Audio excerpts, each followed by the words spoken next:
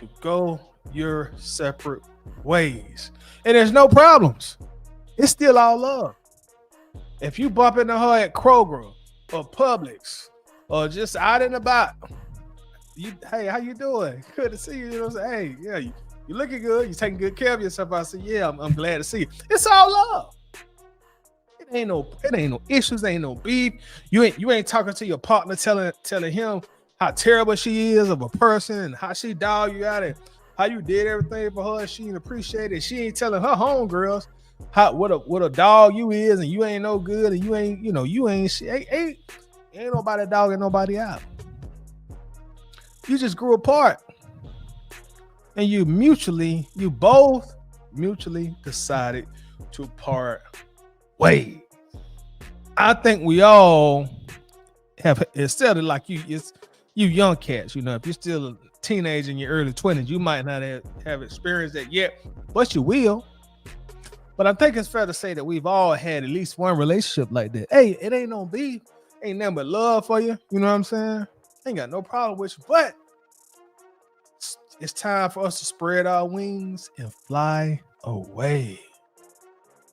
That's pretty much what happened with the Atlanta Falcons and Tyler Allgeier.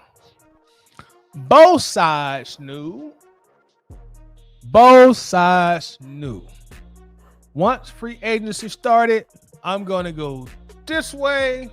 You're going to go this way. And we're fine with that. Both sides were fine with that. I'm fine going my way. You fine going your way. And if we happen to mix where years down the line, cool. But as of right now, it's time to separate.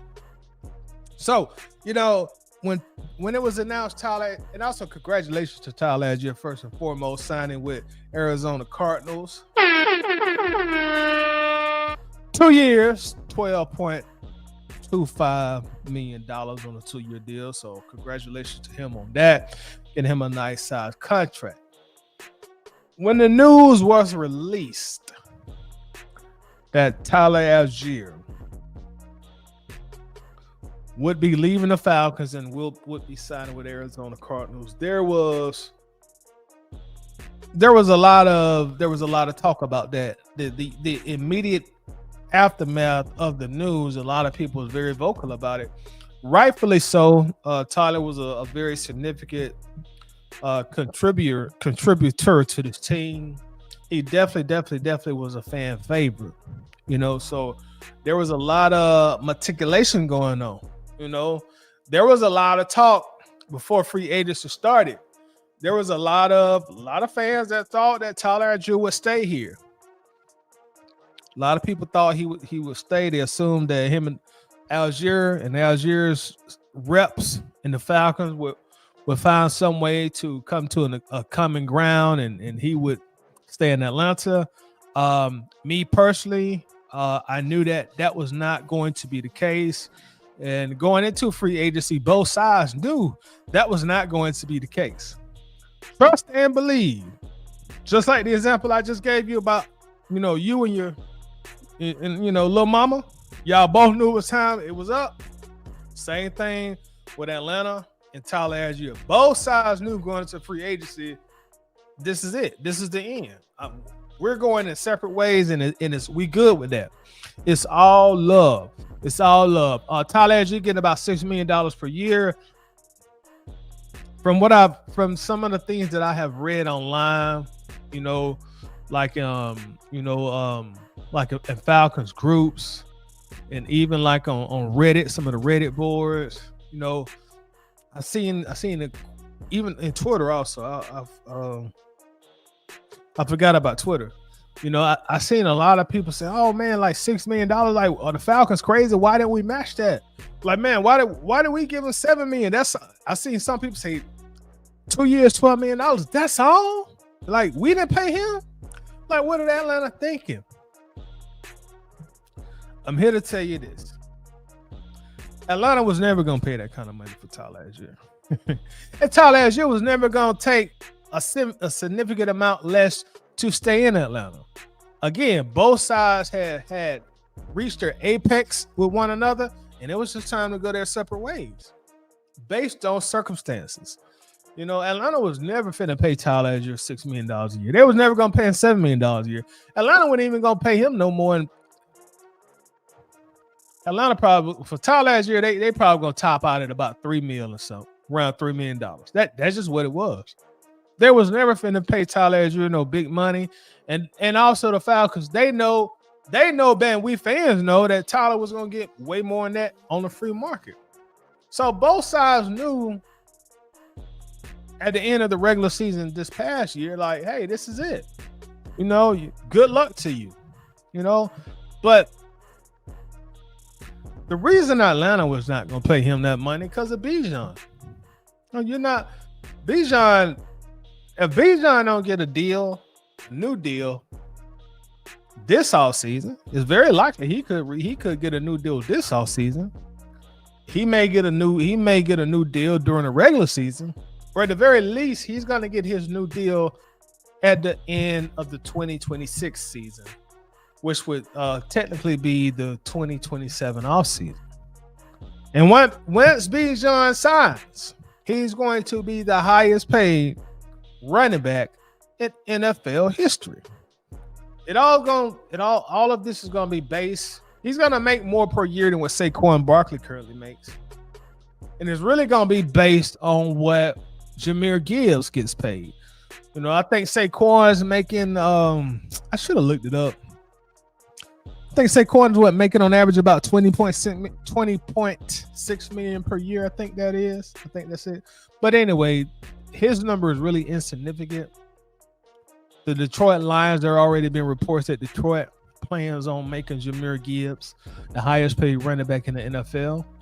And as soon as that number hits the table, then Bijan's agent is going to call the Falcons. Like, hey, we need this number that Jahmyr Gibbs got. So hypothetically speaking, let's say, and I'm just throwing out a number, but it's gonna be around this amount. Be somewhere close to it. Let's say Jahmyr Gibbs gets $22 million a year on average, $22 million a year. They're going to be calling the Falcons, hey, man, we need to be at 22.5. We need to be at 22.3. We need to be at 22.6. We need to be at 22.7. So Bijan is finna make some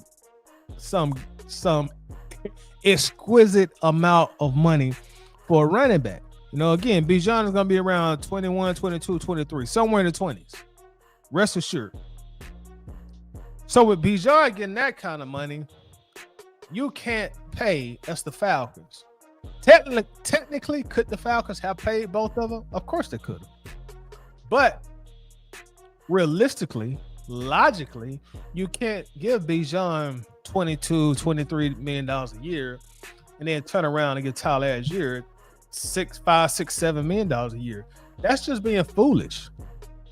That's just being financially foolish. If you're making your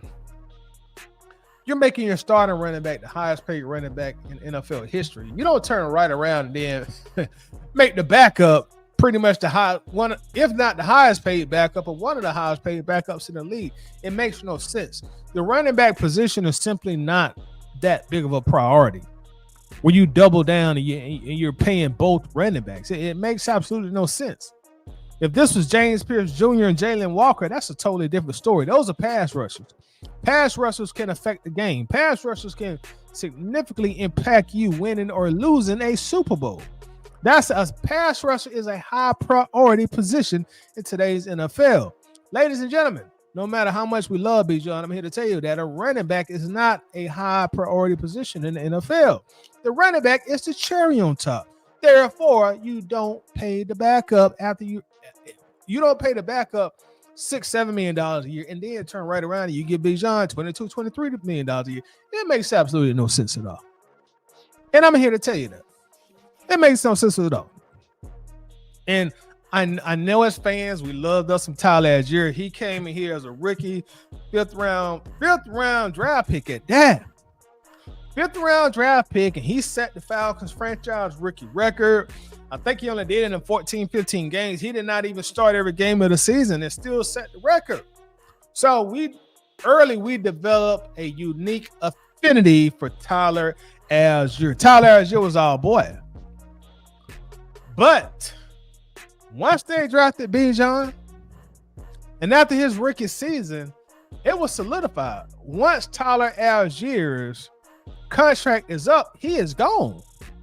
And I was telling anybody who would listen, like, Tyler gone, y'all. Like, Tyler gone. He's not coming back to play for Atlanta after the season. He is gone. Tyler Allgeier is gone.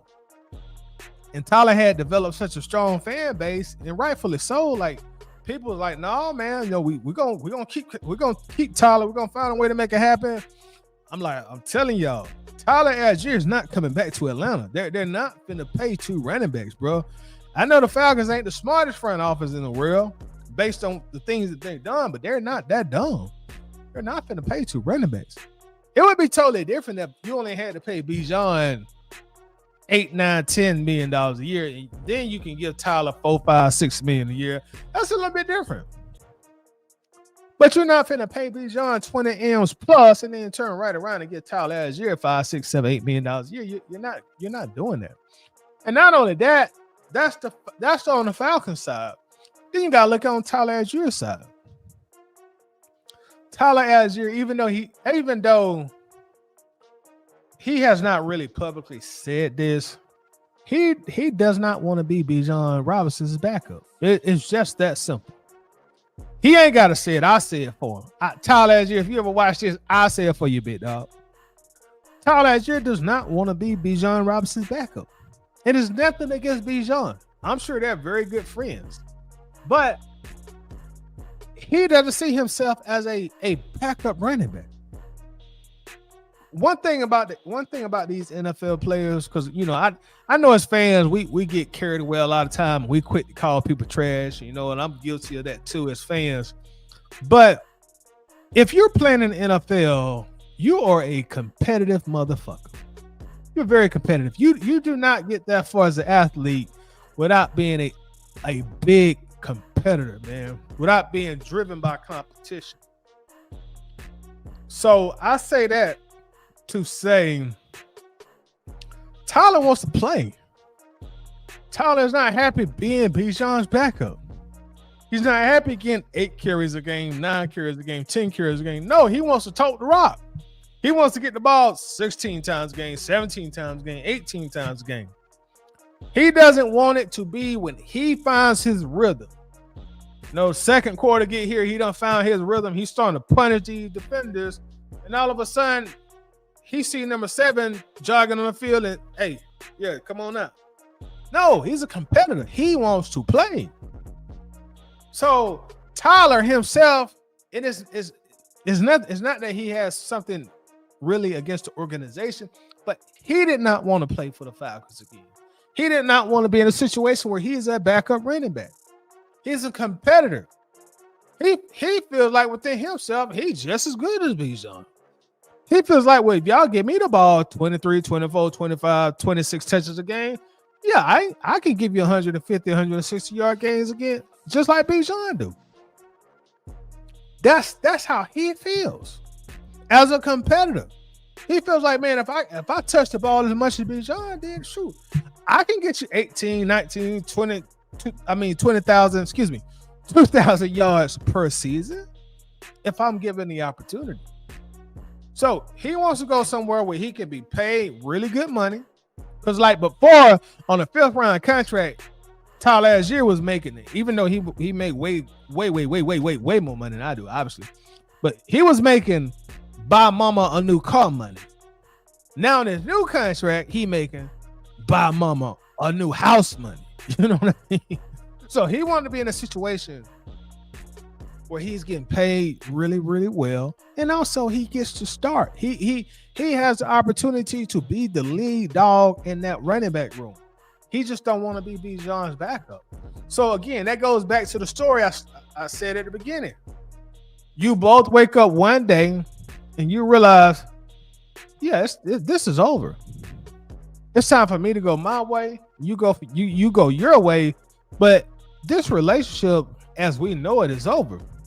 And as soon as the time is right for both parties, we're gonna dissolve this, and there will be no hard feelings. I'm not gonna go talking bad about. I'm not finna get on Facebook and start saying bad stuff about you. You're not gonna get on your Instagram stories and start saying bad stuff about me. No, we've just outgrown each other. It's time for us to start writing another chapter in our life. And that's what the Falcons and Tyler Allgeier was at. Tyler Allgeier was never coming back to Atlanta. And again, I would tell everybody that anytime I spoke about the situation, like, man, I don't care what y'all say, Tyler Allgeier, he is not coming back here. Tyler is not coming back. The Falcons are not finna pay him what y'all think, they're going to pay him. The Falcons are not paying that kind of money. That is not going to happen. And Tyler Allgeier don't want to come play second fiddle to Bijan Robinson. He don't want to be under Bijan's shadow.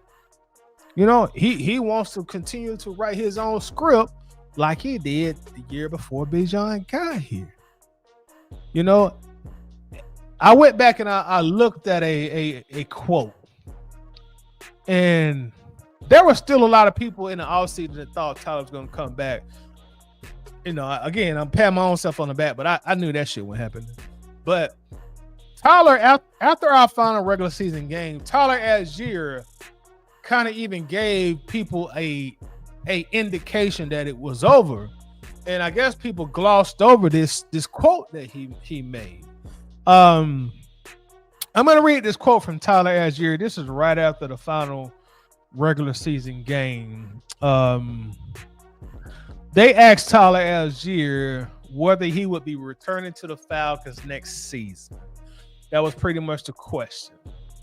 This is Tyler Allgeier's statement, and I quote, "That is the plan," Allgeier said, "or we'll see. I mean, I don't know. It's my first time being a free agent. I guess it should be very interesting."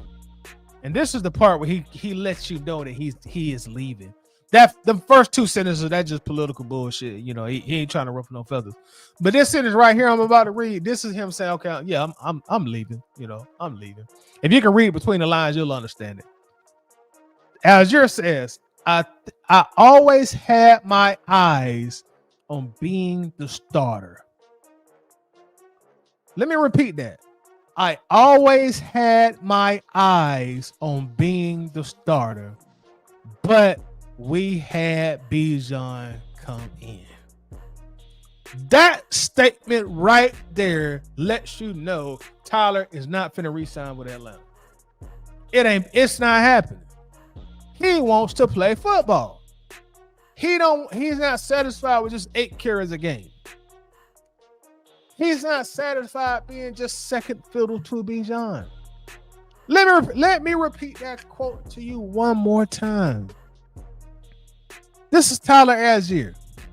I always had my eyes on being the starter. Remember, competitor.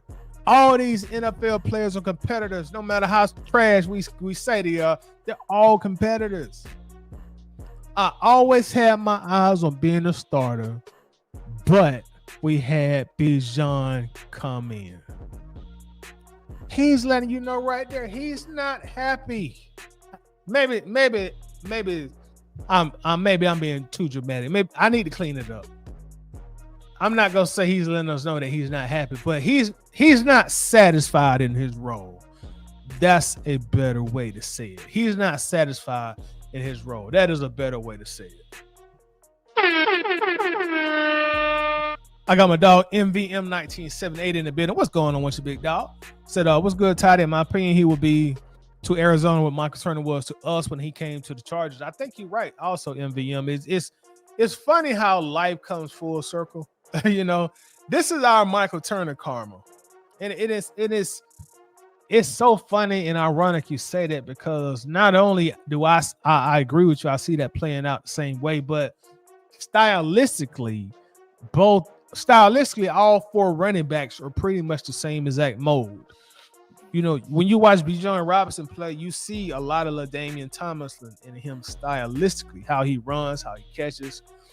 He's pretty much a dual threat running back. He can run, he can catch, Then when you see Tyler Allgeier, you see a lot of Michael Turner. Even Michael Turner said he sees himself when he watches Tyler Allgeier. Bruising running backs, got good speed, but they got a lot of power. So yes, I totally agree with you on that.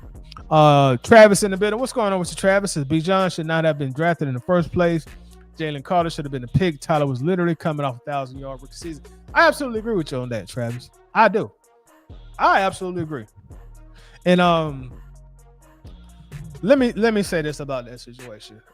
Am I glad we got Bijan? Yeah, because Bijan is already one of the top 10, arguably the top 5 players in the entire NFL, all quarterbacks included. So, as a fan, you're happy Bijan is on your team because you got one of the more exciting players on your team, one of the more electric players on your team, one of the faces of the league that people from all fan bases are starting to tune in and watch Bijan play. So as a fan of the Falcons, that kind of makes you feel good a little bit. But I'm with you, Travis, that I would not have drafted Bijan. I wouldn't. And Bijan fans, and I'm a Bijan fan too. So don't take this the wrong way, but I wouldn't have drafted him either, man. As excellent as he is as a player, but if I already got a running back on a 5th round contract, he just set the rookie rushing record, I'm not finna sit him on the bench. I'm sorry. I'm not gonna sit him on the bench. So I would have went elsewhere in the draft also, Travis. I'm with you on that. I'm definitely with you on that, but that's the Falcons gonna always try to find a way to recreate the wheel or whatever, and that's why I say a lot of times the running back is not a high priority position in the NFL, and I don't be saying that to try to knock the running back position or try to downgrade a running back like Bijan or whoever plays running back. Running back is my favorite position on the field. When I played football coming up, I was a running back. So when I'm watching high school, NFL, college games, I'm always paying more attention to the running backs, But it is what it is in the NFL. They're not high priority positions. I mean, you look at these teams who win in the Super Bowl, they're not paying a lot of money for running backs. Minus Saquon, but that's the anomaly. That's not the norm. So I'm with you on that, Travis. I would have went somewhere else in the draft. I would not have drafted Bijan. As great as he is, the running back just don't push the needle enough. I mean, look at it this way. We only want and before anybody gets mad, when I say this, I'm not blaming Bijan, y'all. So please don't take that. Don't take this as me blaming Bijan. That's not what I'm doing. But with Bijan Robinson, we've only won one more game than we were winning when Tyler Allgeier was the starting running back and Desmond Ridder was the quarterback. We've only won one more game with Bijan. We were going 7-10 back when Tyler Allgeier was the starter. Cordero Patterson was starting at one point in time when we had Marcus Mariota and Desmond Ridder as our quarterback and Taylor Heineke. We were going 7-10 those years. And we get Bijan Robinson, and we've only won one more game. So I'm just trying to illustrate the picture of how the running back position is not high priority. To me, in today's NFL, to me, you don't build your foundation with the running back. That's your cherry on top. Your running back is your cherry on top. That's not your starting foundation. So by us getting a starting caliber running back, a very good starting caliber running back in the 5th round, we should have rode that horse. My opinion. But it is what it is. I'm happy Bijan's on the team. I root for him. I love watching him play, man. Bijan is a phenomenal football player. If he keeps it up, if he keeps this pace up, especially if the Falcons find a way to get themselves back in the playoffs, I think Bijan has a great chance of taking Michael Vick's crown as the most exciting Falcons football player in history. I really do. I really do. Davis is actually Tyler set the record at only 12 games. Dang, I didn't know that. I thought it was like 14. That's even more impressive. Jerome says he did what he's supposed to do, get paid and take care of your family. This is Bijan's team. Right on. Exactly. That's exactly right.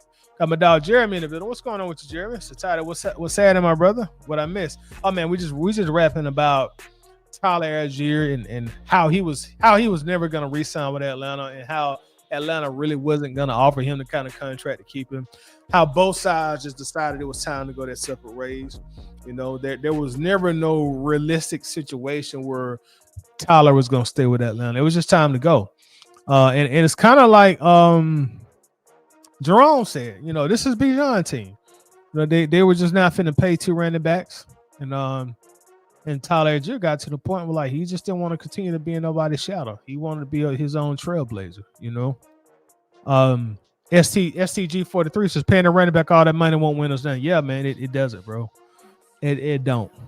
This ain't the 70s, the 80s, and the 90s anymore, man. Like the running back just not high on the totem pole when it comes to the NFL, man. I love watching them play. I'm gonna always be a running back at heart. I'm always gonna sit there and watch the running backs and like into a degree, like watch their vision, watch their balance, you know, watch what kind of instincts that they have. You know, I'm always gonna have my like prototype study that I do in running backs because, like I say, I played running backs, so I'm always watching the running backs. I'm always watching what they're doing. Like I see with Bijan.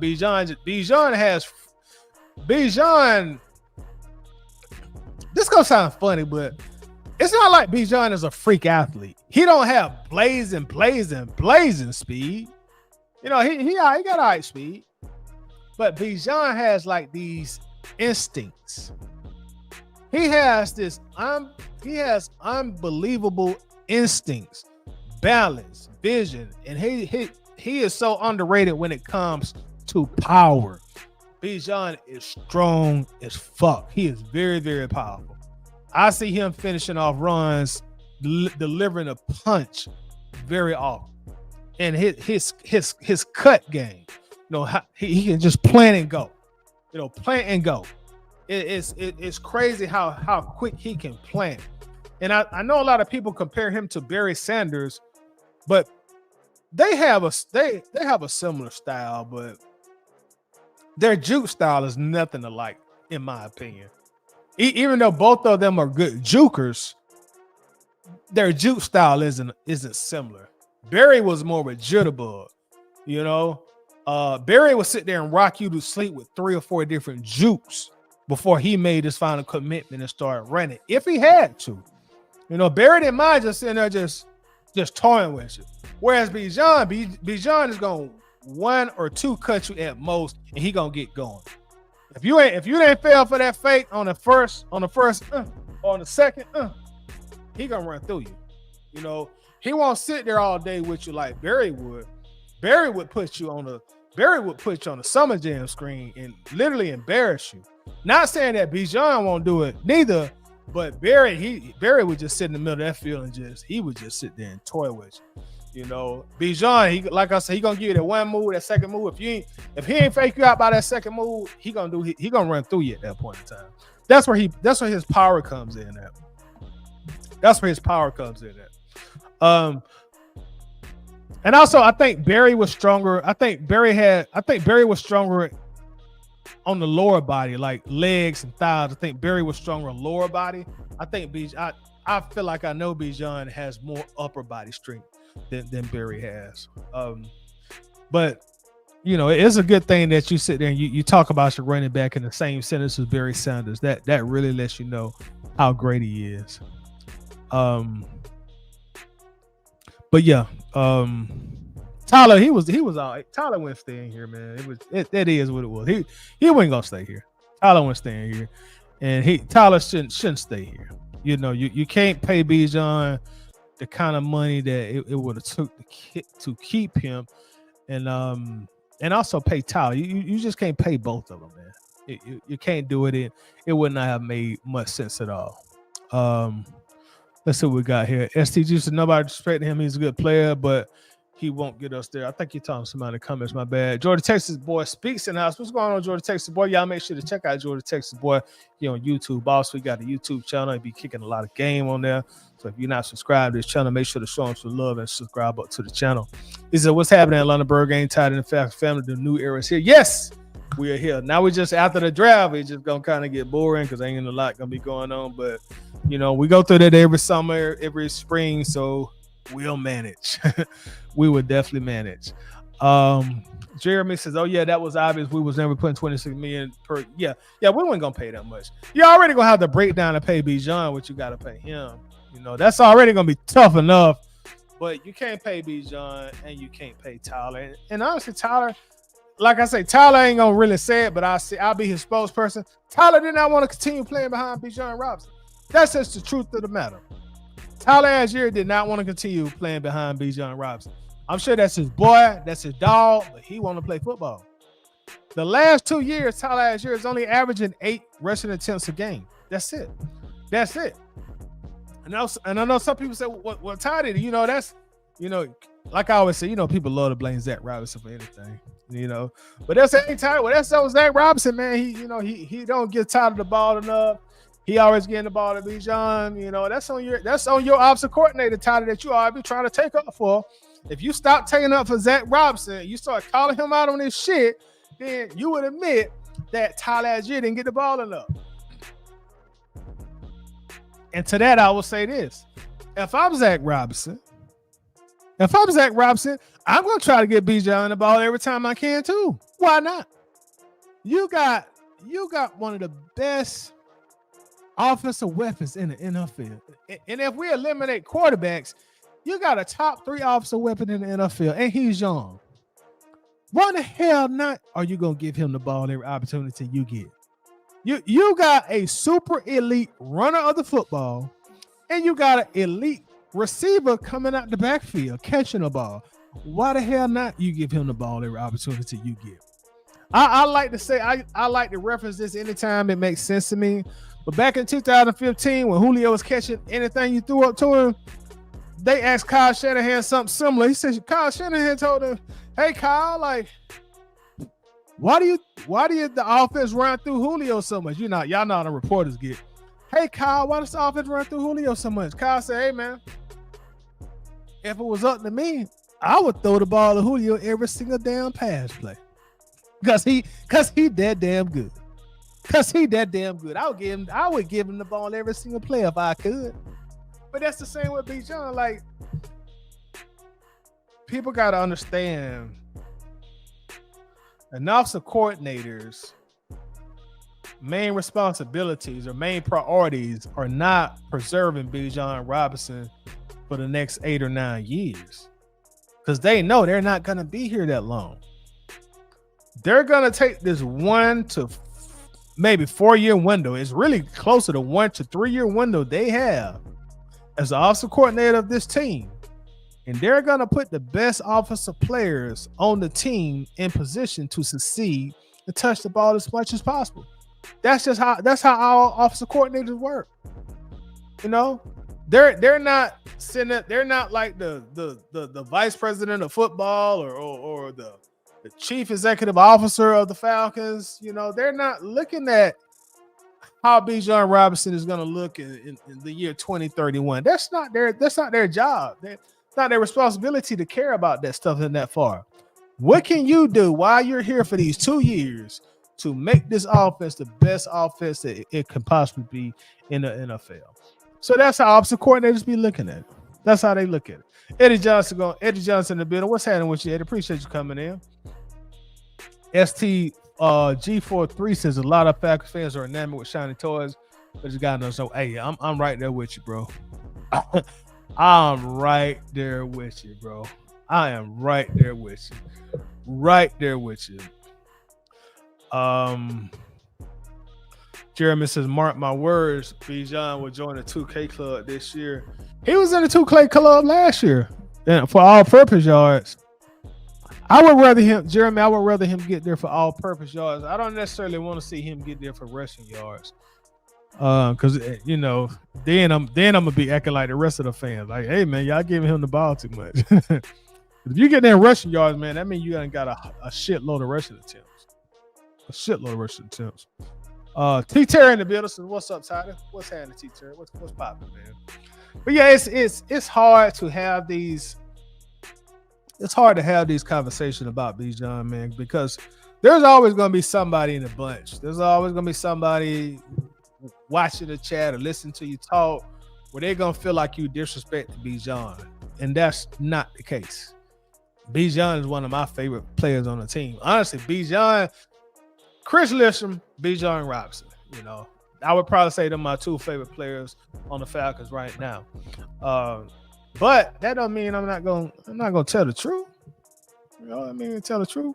But you know, Bijan is so popular now that it's hard to have like this kind of objective and unbiased conversation about Bijan without people getting their feelings about it. You know, and that it always happened because Bijan is so remarkably great.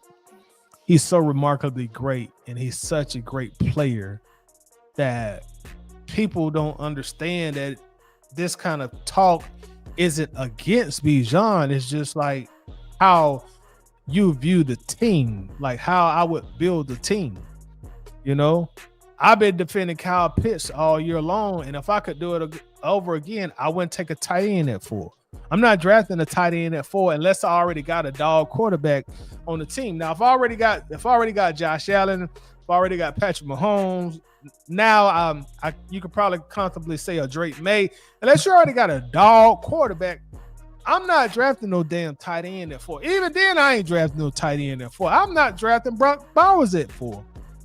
I'm just not taking on tight end at number 4. It's just there's not enough impact on the game to take that high. But did I not preach all these last 6 to 8 months? Keep Kyle Pitts. Don't let Kyle Pitts walk in free agency. That's just me being objective. You know, and as I tell y'all a lot of times, once I got on this microphone, man, I made a pledge to myself, bro. You're not gonna come on here and be like a fanboy 24/7. You're gonna come in here, you're gonna keep it real with people that come on here to listen to you talk.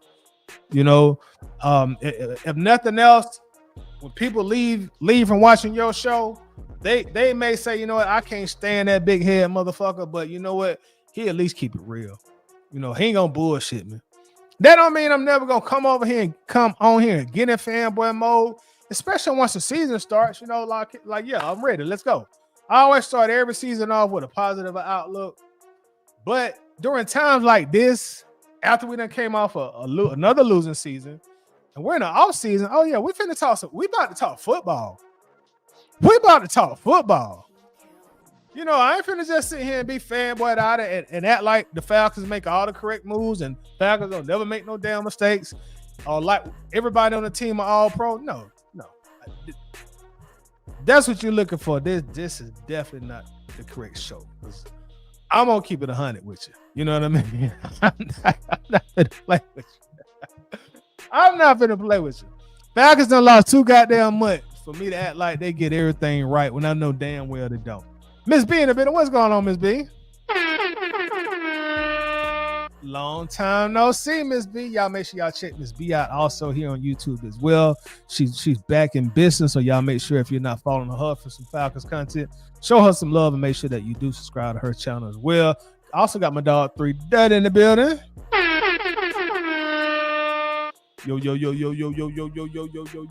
Yo, what's going on, 3 Dirt? What's happening, man? 3 Dirt, I'm just sitting here talking about tonight, man, like why Tyler Allgeier didn't re-sign with Atlanta. He was never gonna re-sign with Atlanta. That was never gonna happen. Also was trying to explain why I would not have drafted Bijan if I already had Tyler Allgeier on the team. But you know that's always a difficult conversation to have because people gonna always feel like that you were dissing Bijan when that's not the case. Bijan is already a top 10 player to me in the league, and I'm including all quarterbacks in that. I'm including Josh Allen. I'm including Lamar, Drake May. I'm including Jamar Chase. I got Bijan top 10 player in NFL. But he still play running back. You know, running backs don't they just don't pull the big victories like that no more, man. This ain't the 70s, 80s, and 90s, man. Much as I love Bijan, much as I love the running back position, I'm not gonna sit here and coddle the baby. I'm gonna tell you the truth. My dog Slim in the building. What's going on with you, Slim? Slim says, "What's up, Ty? It's been a minute since I caught you." Yeah, man. I've been on I've been on hiatus. I think that's what they call it in the broadcast world. Like when you have a show or a broadcast or something, and then you just take a break. They say you're on hiatus. Yeah, but yeah, Slim, we're just in here talking about the running backs, man. Like, like the Falcons couldn't re-sign Tyler. Tyler, he didn't want to come back here. And again, it was all love. It ain't like the Falcons and Tyler Allgeier like had an issue or some friction or some beef or something going on. It's all love. But it was time for both sides to just go their separate ways. Like somebody put in the chat earlier, this is Bijan's team. It's definitely Bijan's team. Bijan is the face of the team. And that's somehow our problem. The running back should not be the face of the team. The quarterback needs to be the face of the team or the pass rusher. It should be the running back. So Michael Penix, Tua, one of y'all boys, I need y'all to step up and become the face of the franchise. The running back can't be the face. The running back can't be the best player on the team.